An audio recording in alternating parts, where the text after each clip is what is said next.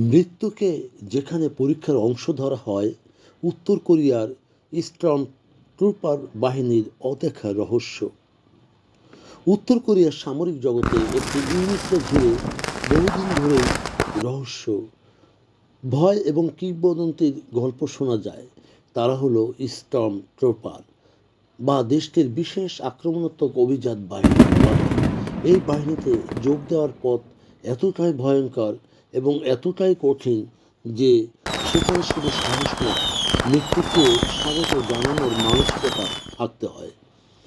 তবুও এই মৃত্যুর অনুমতি শুধু কথার কথা, কারণ অনুমতি পেলেও মৃত্যুকে আলিঙ্গন করার প্রস্তুতি থাকলেও সবাই এই বাহিনীর সদস্য হতে পারে না।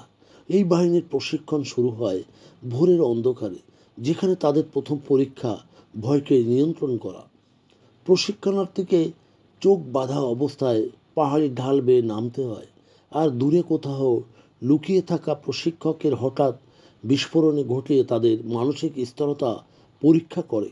এক অদ্ভুত আতঙ্ক এবং পরিপ্রেক্ষিতে সেখানে এক ভয়ঙ্কর অবস্থা বিরাজ করে, যেখানে কোনো ভুলের কোনো জায়গাই নেই। এরপর আসে নীরব ছায়া নামে রাত্রি অভিযান। চারদিকে নিষিদ্ধ অন্ধকার, কেবল আকাশের একটিমাত্র ম্লান তারা পথ দেখায়। প্রশিক্ষণার্থীদের বন জঙ্গলে শত্রু অনুকরণের টহল দলকে এড়িয়ে নির্দিষ্ট জায়গায় পৌঁছতে হয়। একটু শব্দ, সামান্য দ্বিধা আর কয়েক মাসের কষ্টের পথ মুহূর্তে শেষ হয়ে যায়।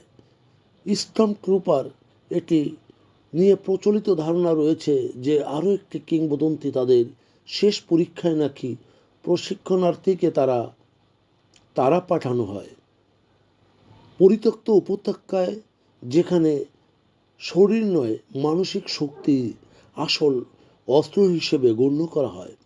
সব পরীক্ষা পেরিয়ে যারা বেঁচে থাকে তারাই স্টর্ম ট্রুপার।